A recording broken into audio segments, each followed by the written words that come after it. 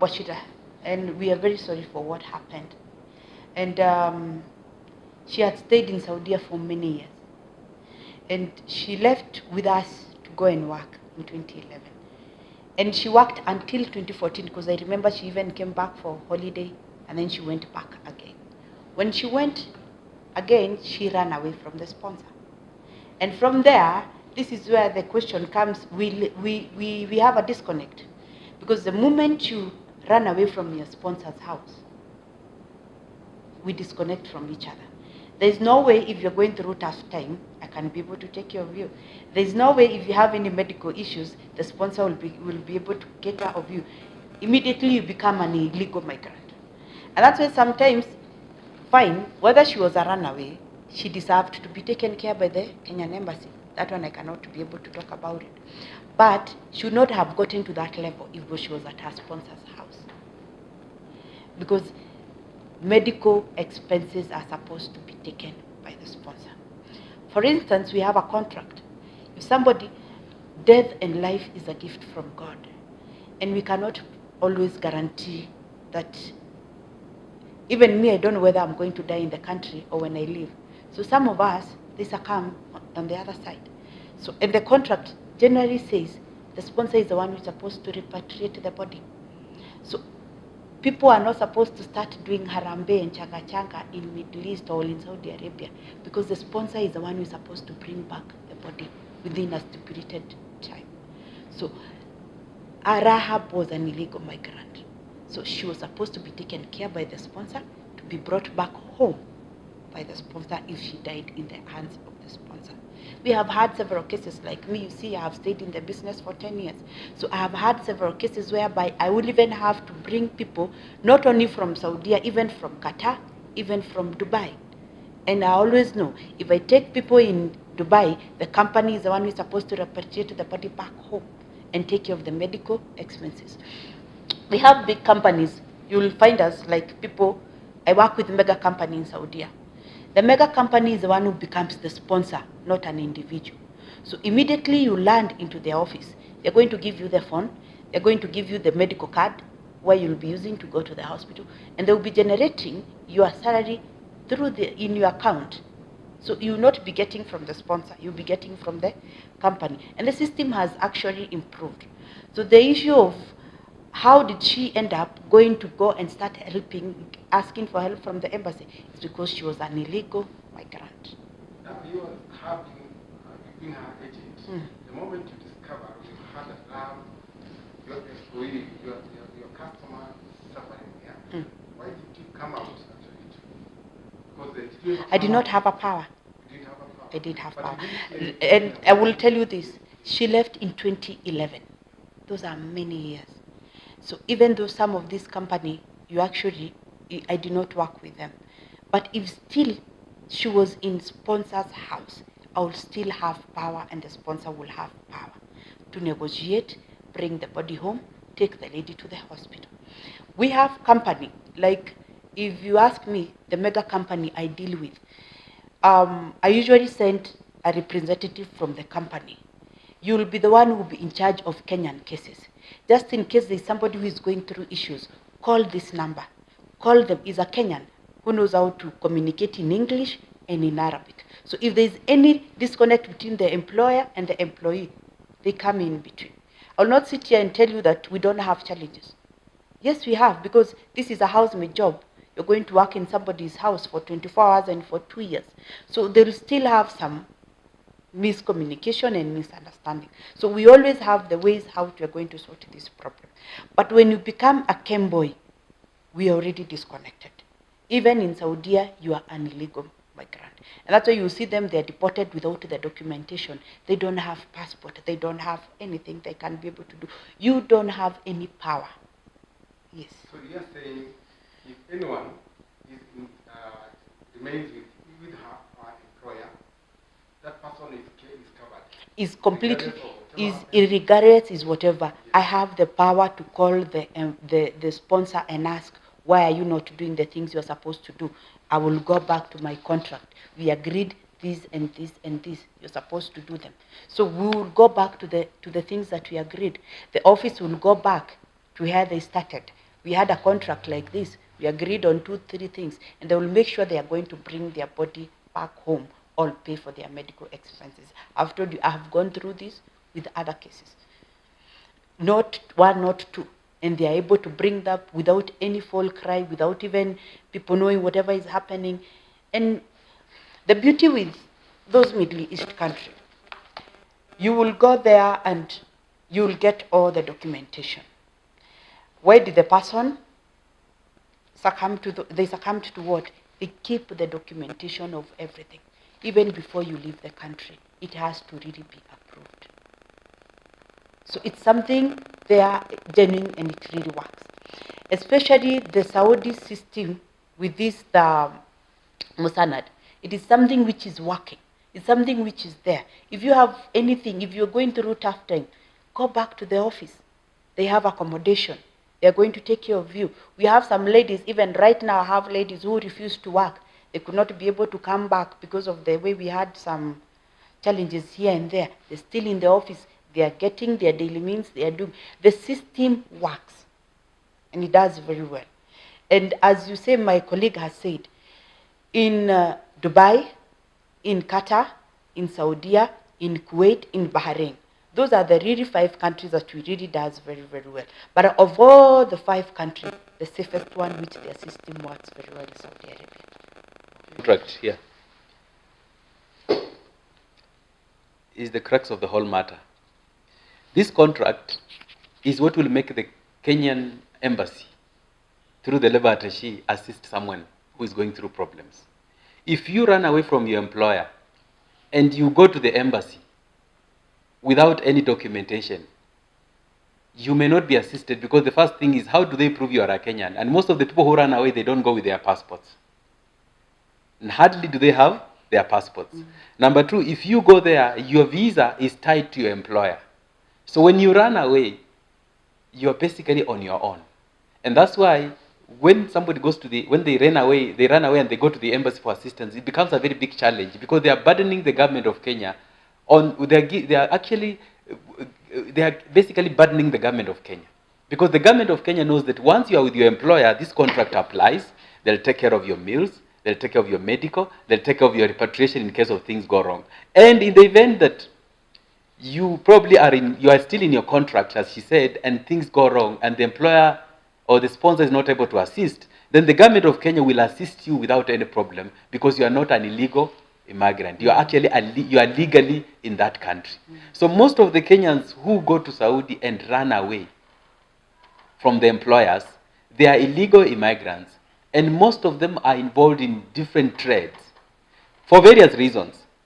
There are Kembois who run away because of the challenges. Maybe some people go to a house and they cannot withstand the challenges, either because of misunderstanding, or sometimes you find even a bad employer, because those cases are there. Yeah. And maybe there is no better way of communicating or dealing with addressing that problem, because we also have some agents in Kenya who are not very good with customer service. So you find that somebody goes, they find a challenge, they are not able to be sorted out. Instead of actually seeking assistance from the Kenyan embassy, because Kenyan embassy is our country, you can seek assistance from the Kenyan embassy. The first line of defense is the office, the Saudi agent, who normally we give them their numbers to call them. So you call the Saudi agent to assist you. If they are not able to assist you, you call us. We can write a letter to them. We can send a letter to the embassy. So that the Kenyan government is not burdened. But what is happening is the Kembois, they run away. After they run away, they go into trouble. And then when they find trouble, they go back to the embassy straight. Now the embassy doesn't know even how, because the embassy, you know, we have so many, we have over 100,000 Kenyans in Saudi Arabia. So I think even the consulate deals with over 300 cases every day. And you are going to that embassy, and to make it worse, you are an illegal migrant or a worker. How do they assist you? So when they go there, they say that they are abused, they are mistreated, but it's just that there's too much. And then if the request for support comes from my office, or the office in Saudi, it becomes easier for the labor attaché. So the people who are burdening the embassy, most of them, are actually people who run away. And why do they run away? There are those who run away because they go there and they are told that if you go and run away, work out, you'll earn more money. Yeah. So they go, they are told to go, you're going to work, earn more money. they go out there, they realize what they were told was not true. Because we have a gang of Kenyans there who actually trade with Kembois. They call them Kembois. The people who run away from the employers, they are called Kembois. Kemboi in Kenya, you know, our legendary Kemboi. So that's why they use that word. So you run away, you Kemboi, and go and earn more money. Most of our girls are earning about between 900 and 1,000 Saudi Riyal, maybe between 900 and 1,200. So they are told, you run away, we will get you a job for 2,000. So somebody runs away, they go out there, they realize they cannot get that kind of job. So what they do, those people use them. It's unfortunate, and let me tell you, it's painful to say that there's some Kenyans in Saudi Arabia who have run away and they're involved in prostitution. There are some Kenyans who are in Saudi and they're involved in day jobs. You know, this, what I call piecework. Today you have a job, tomorrow you don't have a job. And there are those ones who run away and eventually they find that they cannot actually survive that harsh life. So now some of them come to the embassy. Some of them, like I know of 3 cases of those ones who who ran away from the employers. They went out there, they got sick during COVID, and they died. And in the process, when they come back, they are no longer recognized by the Saudi government, and they are illegal migrants. So how do you deal with such cases? So those are some of the challenges we are facing. And I think we have more than 3,000 Kembois in Saudi Arabia. We have so many. More than 3,000 Kembois, and all of them have run away from the employers. Now, there are those who might say they are justified because maybe they ran away because they had a problem. But the best way to solve a problem when if you are having a challenge with the employer is to go back to the agent in Saudi, agent in Kenya, and the Kenyan embassy in Saudi instead of running away. Because the pain of running away, we can see, like during this COVID season, we have lost Kenyans who ran away because of COVID. We have Kenyans who are actually suffering, living a life of lack of protection and medical, and when they get sick, there's nobody to take them to hospital because they are not covered, and then now they come to the embassy to be assisted. Now when the embassy tries to use the normal process, because you cannot just assist everybody, isn't it? Yeah. They have to find out, are you a Kenyan? Can we look at your documents? And that process is, they start saying that Kenyan embassy is not taking care of them. But in the first place, they committed a crime. And some of the issues that the government of Kenya probably will be addressing is how do we address this Kemboi issue with the Saudi government? Because most of the girls or the Kenyans who are Kembois, there is no system of actually punishing them. That's why they are thriving in that market. So the ones who go out, they are never arrested and punished or returned back home. Okay, the ones who are caught, they are brought back home. But a good number of them are never caught because there are a lot of panyaroots there. And some people are surviving there. As much I've said that this system for Saudi works, even if as an agent I will not answer you, even if the Saudi agent does not answer you, does not take care of your problems, there is a system that the government itself of Saudi has put beside me as an agent and the agent on the other side. And there's a shelter, they call it Jawazat. There's a shelter that you are supposed to go. It does not matter you come from which country. And that shelter, I have been there, I've visited there. They put people of different nationality there. And if you run away from the sponsor, maybe you are going through hardship, maybe you don't want to work, maybe you want to go back home. Genuinely speaking, you will go to Jawazat, you take yourself there, and to be sincere, the government of Saudi Arabia will pay for your ticket and take you back home. So somebody who is in Saudi Arabia as a Kemboy, it's because they wish to be there. Yes, they are not supposed to come and give reasons. I am here because I was mistreated by the sponsor. We are getting those cases always because it's like here in Kenya, we have bad employer and good employers. I also employ, so there's somebody I feel I don't want to stay with them. So even our housemaid, we have good and bad. And we are not saying that we don't have challenges. We do. We are not saying there are no problems. They are there and they are normal. Others, they are late payment. Others, it's their food askers. Others, they could not get along with them. They don't know how to work. So when you are there as a Kemboy, it is your wish. Because the system works.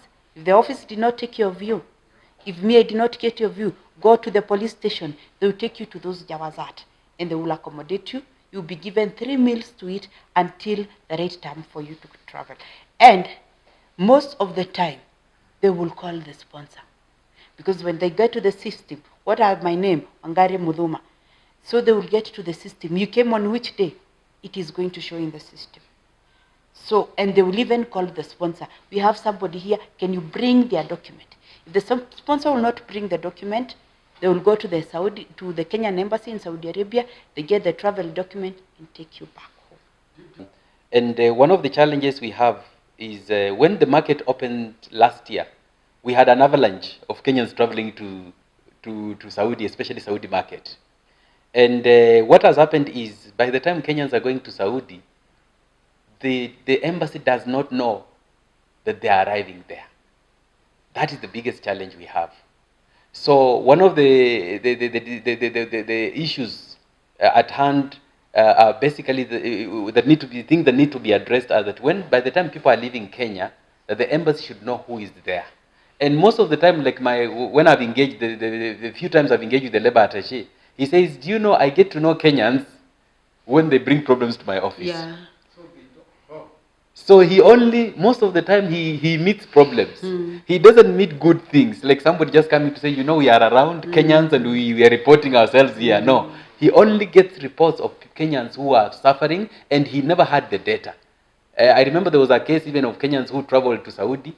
They arrived, they had an accident, and they were being called, the labor and the ambassador and the labor attaché were called to, they were being told there are Kenyans who have gotten an accident, but they were not aware they were coming. So that is one of the biggest challenges also the labor attaché is going through. As an embassy, they are going through. And I think those are the issues that need to be fixed. Because Saudi is one of the biggest markets. Yeah. And that's why we have so many employers. So I think those are things that the government of Kenya needs to, maybe we need to engage government and to see which are some of the solutions we need to come up with so that we can address that problem. But the easiest way is to just dispatch, or the government of Kenya comes up with an online system where people are input, data is input, like the Musanet. I know the Kenyan consulate was telling me they've been trying to ask the Saudi government if they can allow it to access Musanet system, the back end. Because, you know, the National Employment Authority are able to access Musanet. So the people who are taking care of our workers in Saudi, surely, should access Musanet. Yeah. And if they access Musanet, then the problem will be sorted out. So he never gets to know, he always gets to